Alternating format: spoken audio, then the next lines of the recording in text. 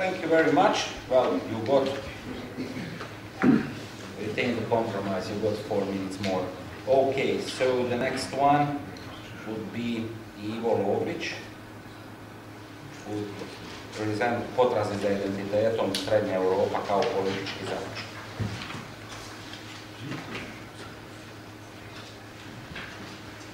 Hvala lijepa, dame i gospodo. Razgovor o Srednjoj Europi koristan je i u kontekstu suočavanja društva sa samim sobom politički nužan. Drago mi je da je ovaj razgovor organiziran i zahvalan sam što mogu u njemu sudjelovati. Kad govorimo o identitetu, obično mislimo na pojedinca, na osobu. Govorimo o njegovim osobinama, o onome što ga čini jedinstvenim, različitim od drugih, onome po čemu je netko prepoznatljiv. Razgovor o identitetu skupine, zajednice ili cijelog jednog naroda teži je, iako je nužan. Jer društvo, da bi bilo uspješno, da bi svojim pripadnicima omogućavalo zaštitu i blagostanje, mora se neprestano suočavati sa samim sobom. Mora stalno prolaziti kroz svojevrsnu ilustraciju, nalik ispitu savjesti kod katolika. Društvo mora u svakom trenutku biti načistu sa samim sobom, a to znači poznavati se. Ukoliko se to ne događa, ukoliko se otvorena pitanja, a njih u svakom društvu ima na pretek, ne rješavaju nego se guraju pod tepih, prije ili kasnije počet ćemo se o njih spoticati. Kad pokušavamo utvrditi identitet, govorimo o identificiranju, postupku u kojemu netko pred nekim drugim predočuje svoje ključne osobine ili pak netko utvrđuje da je netko upravo taj. Moguće je također identificirati se s nekim ili nečim. Mladi ljudi često se identificiraju sa svojim uzorima, s poznatim osobama, a svi mi identificiramo se s određenim skupinama koje priznajemo kao svoje. Poznajem čovjeka kojega su svojedobno francuski pripadnici mirovnih snaga u Bosni i Hercegovini nekoliko dana držali na tajnom mjestu i pokušavali ga uvjeriti da je on Ante Gotovina. Nisu ga uvjerili, čak je on njih uvjerio u suprotno. Ali ovaj primjer pokazuje da su pri utvrđivanju identiteta moguće greške, da nismo mi jedini koji dajemo sud o svom identitetu i da identificiranje u pravilu ima posljedice. No ovdje je riječ o srednjoj ili središnjoj Europi, o srednjoeuropskom identitetu Hrvatske, a to znači da najprije valja postaviti pitanje što je to srednja ili središnja Europa i što nam ona znači. Na ovo je pitanje tijekom dana već bilo odgovoreno. Za većinu Srednja Europa predstavlja naprosto zemljopisni pogled. Svi znamo da ona postoji, ali vidjeli smo i danas da nismo baš uvijek sigurni gdje je. Ne možemo ju često precizno odrediti na zemlji. A nije jednostavno ni odgovoriti na pitanje što je to Srednja Europa. Ne bi bilo jednostavno ni kad bismo inače bili precizniji u javnoj komunikaciji i u Hrvatskoj. I stoga nam ne olakšava posao činjenica da o mnogim važnim stvarima u Hrvatskoj govorimo površno. Upravo kad pokušavamo Hrvatsku pozicionirati unutar Europe, nerijetko se služimo pojmovima koje nismo baš do kraja definirali. Često govorimo, čuli smo već, o jugoistočnoj Europi, pa o Balkanu, pa kad je Balkan iz više razloga postao neprikladan izraz, počeli smo govoriti o regiji, valjda znajući da je regija samo drugi zamjenski izraz za propalu Jugoslaviju, ili naprosto zbunjeni svim tim međunarodnim konstelacijama i nespremni temeljito se suočiti s njima, govorimo ponekad i o ovom dijelu Europe. Ma što to znači. Ali što je Srednja Europa? Ona je nedvojbeno dio Europe. U političkom i kulturološkom smislu ona je dijete Europe, njezin proizvod. Znamo da grčka mitologija spominje Europu kao feničku princezu, ali ima dosta Europljana koji će Europu, zbog političkih zavrzlama o kojima se svako malo nađe, opisati i kao ženu sumnjiva morala. Ali kako opisati središnju Europu? Kako ju identificirati? Jedan od mogućih odgovora naći ćemo u našoj znatiželji, ali i u želji da utvrdimo svoj vlastiti identitet, da ga rasvijetlimo sa svih strana, da se suočimo sa samima sobom. Jer očito je da je raspad Jugoslavije, popraćen eksplozijom slobode, ukazao na to da dotadašnji odgovori na brojna važna politička pitanja nisu bili precizni, a često ni točni. Jugoslavija je bila svojevrsni mit, ali raspadom Jugoslavije nismo se oslobodili mitova. Oni nas stalno prate, oni su nužni jer nam pomažu u snalaženju u našoj okolici. Mit je, kaže Lelidev, koji je, pretpostavljam, dijelom inspirirao profesora Milatovića za ovu konferenciju, legenda, dakle mit je legenda vezana za probleme podrijetla, odnosno središnjih pokretačkih snaga individualnog i društvenog života. Mitovi se javljaju kao vizije koje služe za izazivanje ili kanaliziranje političkog utjecaja na društvena kretanja. Mitovi se javljaju ciljano, mogu se ciljano izazvati, ali ih je teško kontrolirati, jer u njihovu oblikovanju sudjeluje veliki broj čimbenika. Ukratko, mitovi su sastavni dio našeg političkog diskursa. Pitanje je samo u koliko ih mjeri možemo držati pod kontrolom, usmjeravati ih uz pomoć demokratskih kreposti i općenito mehanizama demokratskog poretka. Mitovi su dio političke realnosti. U povratku Filipa Latinovića, Krleža na jednom mjestu opisuje sliku društva iz perspektive jedne od protagonistica i piše: sve su probave u redu, od gospode, od mačaka i od pasa. Izgleda za neka naročita pitanja uopće nema, vinograd je urodio dobro, dimnjaci su čisti, a pivnice pune. Crna kava se pravilno kuha u kafemašini. Dominik je priredio domino i karte na crnom stolu, pridolaze nova djeca s modrim lipakovskim očima, doskora će biti svatovi, a za mladog županijskog perovođu Silvija svi su izgledi da postane barun. Gdje može biti ljepše perspektive? Ova perspektiva izričito je srednjoeuropska, kao i ono putovanje profesora Milardovića što ga je spomenuo jutros s kolodvorima koji su svi isti. Ona oslikava detalje iz svakodnevnice, prioritete i ukazuje na ljestvicu vrijednosti unutar jednog kulturnog kruga. Ovo je opis Zaviča. Bez obzira što se u njemu osjeća Krležina ironija, aluzija na dekadenciju, uzgred, Krleža će ostati upamćen kao protagonist i svojevrsna ikona političke opcije koja je vezana za Balkan, iako njegova djela odišu upravo srednjom Evropom. Ali ovdje se nameće svojevrsni odnos uzajamne isključivosti između Balkana i središnje Europe. O tome smo također danas već govorili. U nekim osobinama oni su doista uzajamno suprotstavljeni kao izvorišta kulturnog identiteta. Hrvatska se stjecanjem neovisnosti, a posebice ulaskom u Europsku uniju, uključila u procese. Ušla je u društvo u kojemu vrijede druga pravila od onih koja su vrijedila u svijetu u kojemu se Hrvatska nalazila 70-ak godina svoje povijesti u 20. stoljeću. Toga mi doista moramo biti svjesni ukoliko želimo učinkovitu, uspješnu državu. Iako nije grijeh kad se najvatreniji domoljubi ne žele ni pošto odreći ćevapa, sarme ili bureka. Pa i ponekih navika što smo ih tijekom povijesti preuzeli od svojih istočnih susjeda. Hrvatska se nalazi na raskrižju svjetova. Ona doduše jasno pripada zapadu, ali nosi tragove susreta s različitim civilizacijskim pogledima. Pa i u samom okviru zapada postoje različita obilježja identiteta, to smo također danas već čuli, koja nas opet smještaju ovamo ili onamo. I to je zacijelo imao u vidu svojedobni predsjednik Franjo Tuđman kad je rekao da je Hrvatska srednjoeuropska i sredozemna zemlja, ili kad sadašnja predsjednica Kolinda Grabar-Kitarović govori o prostoru između Jadrana i Baltika koje povezuje kulturni identitet i gospodarski interes. Kao takva, Hrvatska je doista susretnište svjetova, koji se ukazuju u mitovima, u stereotipima, u stvarima koje u pojedincu izazivaju osjećaj bliskosti, povjerenja i pripadnosti. Ili pak odbojnost. Zavičaj je predočba, slika, miris, zajedničko iskustvo, ponekad naprosto lijepa uspomena. Srpski, vojvođanski, srednjoeuropski pjevač Đorđe Balašević u jednoj pjesmi toliko zorno dočarava srednjoeuropski zavičaj da izaziva doslovce slinu u ustima kad kaže odjedaren astal šaren sos poradaj s krompir varen, pa onda govori dalje na podvarku čurka, zna se gdje je čurka, to je prase, onda torte, razne sorte i rezanci s makom.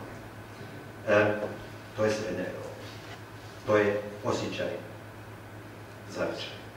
Južnjaci pak uživaju u drugim dijelima. Vidjeli smo danas i maslinovo ulje. Maslina je deo. Da. Nima koga da je deo. Ali i drugačije uživaju.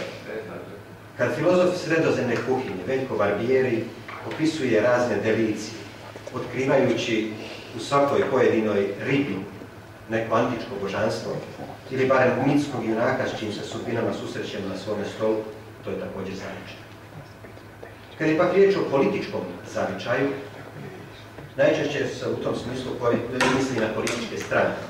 One su okvir u kojem članovi oblikuju političku volju i nastoje predočiti vlastite koncepte vođenja države, što znači da se pojedinac u njihovu okrilju osjeća kao kod kuće u svome zavičaju.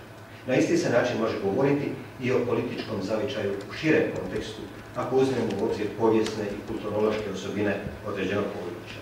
Na kraju krajeva, ljudi koji putuju u daleke krajeve znaju što dalje putujemo, zavičaj nam se povećava, identificiramo se sa sve širim krugom ljudi. Za opis srednje Europe potreban je multidisciplinarni pristup, čuli smo također danas, nju se može gledati iz povijesne perspektive, ona zahtijeva i kulturološki, odnosno sociološki pristup, kao i zemljopisni i politološki. I pritom valja imati na umu da srednja Europa, kao i mnogi drugi politički fenomeni, iz različitih putova gledanja izgleda različito. A čini se da je izazov promatrati ju iz Hrvatske. Posebice jer srednja Europa u očima Hrvata ima velikog konkurenta, a to je Balkan. Stvar dobiva izuzetni emocionalni naboj, jer o Balkanu čini se u Hrvatskoj se ne može govoriti bez emocija. A onda ni o srednjoj Europi, jer ovdje je riječ zapravo o pitanju koje ima težinu svjetonazora. I stoga nije jednostavno o tome razgovarati. Hrvatska se u posljednjem stoljeću toliko emocionalno vezala za jedan širi prostor, za Balkan, da bi se na kraju pokazalo da je i taj prostor, a posebice vezanost za njega prilično upitna.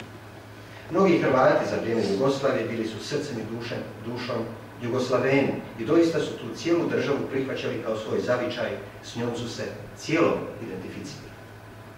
Drugi pak Hrvati nikad se nisu mirili s Jugoslavijom i veći dio nje ostao im je stran, tuđ. Tu podjelu i danas nosimo među sobom i ona je naš politički problem danas. Nakon što se Jugoslavija raspala, za mnoge Hrvate nastala je praznina koju je valjalo nečim popuniti. Pa se onda tragalo za alternativnim nazivima, za tu političku propalu domovinu, pa ju sad zovemo Balkan, pa Zapadni Balkan, pa Jugoistočna Europa, regija ili naprosto ovaj dio Europe. Tvorci tih izraza ne vode računa o tome da se s njima u konkretnom političkom diskursu ne može ništa započeti, da oni zapravo ništa ne znače, ni u smislu poretka, ni u smislu socijalnog sustava i svi ti izrazi samo su nadomjestak za nešto čega više nema. Balkan u prvom redu i nije zemljopisni pojam, nego i politički, slično kao i srednja Europa. Nastao je prije 100 godina kao dio Versajskog poretka koji je donio novu geopolitičku podjelu u Europi. Balkan je ono područje za koje nekoliko desetljeća ranije njemački kancelar Otto von Bismarck rekao da nije vrijedan ni jedne jedine kosti pomeranskog grenadira. Riječ je bila o području koje se nije moglo uklopiti ni u kakav poredak i koje je krajem Prvog svjetskog rata ostavljeno Srbima da u njemu uvode red kako znaju i uvode. Balkanizacija u političkom kontekstu znači jednostavno nered. Kulturološki može li se govoriti o jedinstvenom području? Iako spominjemo Hrvatsku u kontekstu Balkana, može li se u Balkan uklopiti renesansa? Kakve veze ima Marko Marulić s Balkanom ili Marin Držić ili Krleža? Neki geografi reći će da sadašnja predodžba o Balkanu ne može izdržati ni zemljopisnu analizu, navodit će argumente za tezu da ono što danas nazivamo balkanskim poluotokom po stručnim mjerilima i nije poluotok. No, čini mi se da u javnoj komunikaciji u Hrvatskoj detalji često i nisu baš važni. Važne su samo riječi, izrazi kojima ćemo popuniti rupe, prebroditi misaone praznine. Istini za volju, ima mnogo političkih pojmova koji i u međunarodnom kontekstu nisu ni izdaleka razjašnjeni. Primjerice, ono što u razgovoru o ovoj temi također može biti važno, a to je razlika između istoka i zapada. Vidjeli smo u priješnjim predavanjima, Hrvati su po svojoj povijesti, svojoj kulturi stari zapadni narod, ali i na zapadu postoje oni koji su zapadni. Prateći prilike u Europi u posljednjih nekoliko desetljeća, teško je nedvojbeno utvrditi gdje je istok, a gdje je zapad. U zadnje vrijeme zapad je ondje gdje je Europska unija. Pa kako se širi Europska unija, širi se i zapad. Tko bi prije 20 godina pomislio da će Bugarska jednog dana primjerice biti na zapadu? I je li moguće da se zapad toliko proširi da istoka potpuno nestane? Da sve bude zapad. No, čini se da i te tendencije imaju svoje granice, pa se ni Europska unija ne može širiti do iznimnosti. Mogla bi kad bi bila samo tržište. Ali ona je i vrijednosna zajednica. Ma koliko se pojedini akteri unutar nje trudili dokazati suprotno. Turska, primjerice, ne može biti članica Europske unije, jer Turska doista ne može biti zapad. No, vratimo se Srednjoj Europi. Ona je u povijesnom smislu mjesto razgraničenja. Ona je granica. Spomenuti Leridé podsjeća na tu vjersku i kulturološku granicu između naroda pravoslavne vjeroispovijesti s jedne i katoličke i protestantske vjeroispovijesti s druge strane. No, može li granica biti istodobno podneblje, domovina, zavičaj? Nadalje, je li sredina mjesto gdje se prožimaju istok i zapad, ili je to pak nešto što je različito i od istoka i od zapada? Je li Srednja Europa zapad istoka ili istok zapad? Hrvati jesu do duše graničari, stari, ali Srednja Europa u najmanju ruku neki međuprostor ili preciznije područje uzajamnog prožimanja istoka i zapada. Leridé, kao i mnogi drugi autori, podsjeća na povezanost Srednje Europe s njemačkom politikom, kao i s politikom Austro-Ugarske. U tom smislu, Srednja Europa je svojevrsni proizvod politike velikih sila, slično kao i Balkan. On spominje i politiku ravnoteže svojedobnog austrijskog šefa diplomacije Metternicha, za koju i veliki meštar međunarodne politike u 20. stoljeću Henry Kissinger ima samo riječi hvale, a riječ je o politici u kojoj veliki preuzimaju odgovornost za sudbinu svijeta mimo volje malih. Danas smo čuli i teze da Srednja Europa ima šanse kao okupljalište malih. Međutim, ona je nastala kao rezultat politike velikih. Njemački povjesničar Klaus Cernak u svome uvodu u povijest istočne Europe govori pak o istočnoj i središnjoj Europi kao područje naseljavanja Slavena, uključujući i Hrvatsku, istodobno napominjujući utjecaj versajskog sustava, ali i tezu da na tome području postoje socijalno-kulturne strukture koje su oblikovane u srednjem vijeku. Ako pretpostavimo da je politika, pa onda i politički identitet, rezultat društvenih procesa, moramo uzeti, se obratiti za pomoć Maxu Weberu, koji kaže da društveni procesi se daju objasniti uz pomoć civilizacijske podloge koja pak počiva na religiji. Ideje neposredno upravljaju postupcima ljudi, ali svjetonazori koje su stvorile ideje vrlo su često kao skretnice odredili tijek u kojima je dinamika interesa pokretala postupke, kaže Weber. Hoće reći ideje, vrijednosti, norme koje smo baštinili od svojih predaka, odnosno koje smo dobili tijekom socijalizacije, određuju naš životni put, pa tako utječu i na naše društveno ponašanje. Odnos prema ideji spasenja upravlja našim postupcima, bili mi vjernici ili ne. U svojoj sociologiji religije Weber povezuje društvene procese, identitet društva izravno s vjerskom pripadnošću, odnosno religioznom tradicijom pojedinog društva. Znamo da je renesansa odigrala važnu ulogu u oblikovanju europskog identiteta, što se jasno vidi i u Hrvatskoj.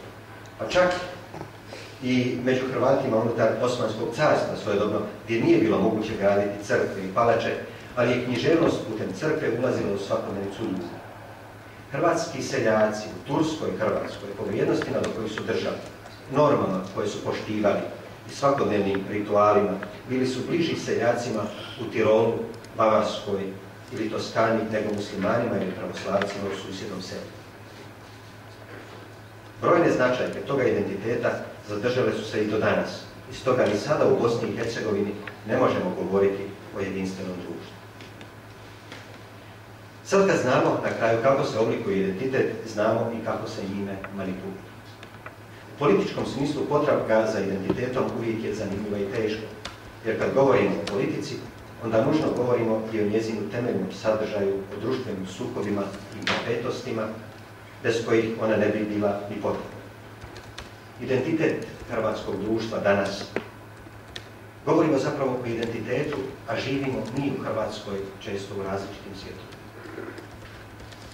Taj identitet, kakav god bio, određen je strukturom hrvatskog društva i mjestom Republike Hrvatske u međunarodnoj zajednici.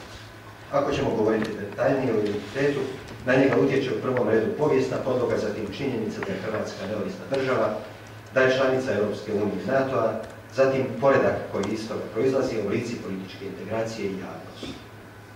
Posebice u 20. stoljeću događali su se nasilni pokušaji temeljite promjene identiteta ovoga društva.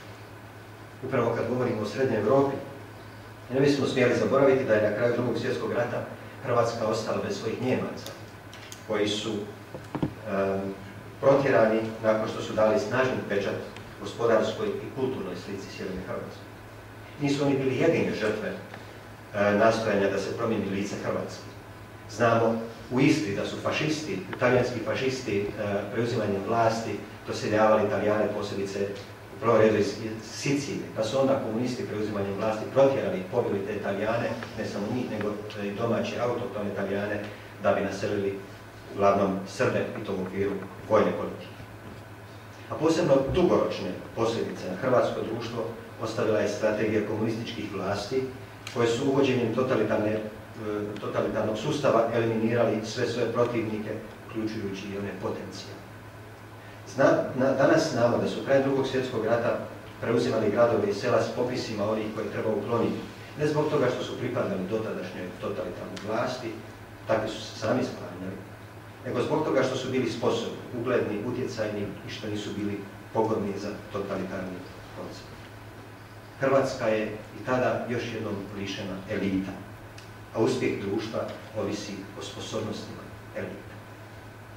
U Hrvatskoj su krajem Drugog svjetskog rata, dakle, elite eliminirane.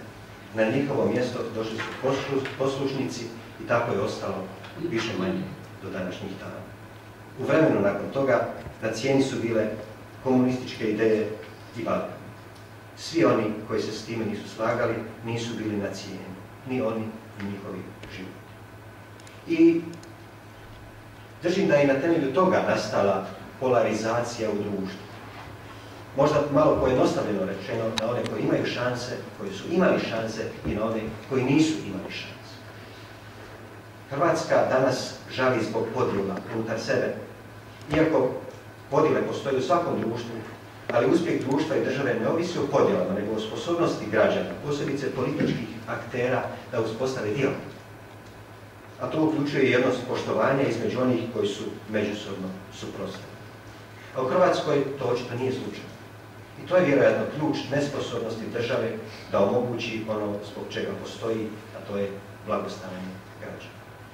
Pripadnici elita u politici, gospodarstvu, medijima, kulturi ne odaju baš često dojam da razumiju potrebe društva, da prihvaćaju impulse iz društva i da im je u konačnici stalo do ove države. Što više, javljaju se tendencije u okviru takozvane urbane kulture u Hrvatskoj, javlja se svojevrsni odnos koji bi ja nazvao provincijalnim, odnos odbojnosti prema drugima i drugačijim. Odnos koji drugi isključuje, odnos koji ispričava. I evo, tu ću onda ja i završiti, jer cilj ovog moga izlaganja i nije bilo davanje odgovora na pitanje, nego zapravo postavljanje pitanja, problematiziranje nečega jer sam na kraju krajeva svjestan da smo u Hrvatskoj, nažalost, još daleko od jedne koliko toliko ujednačene predodžbe o karakteru ovoga društva.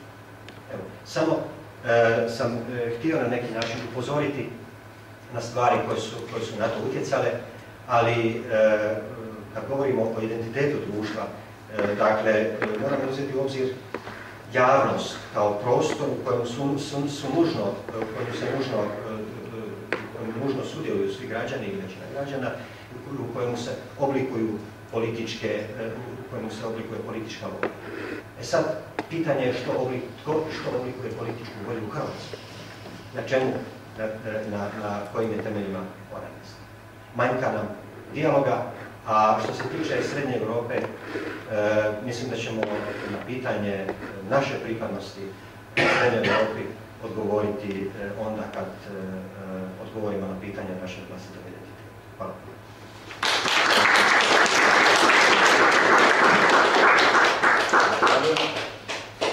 Dakle, naš sljedeći izlagač je dr. Janko Bekić sa Instituta za razvoj i međunarodne odnose, koji će nam govoriti interesantnom naslovu Habsburgosfera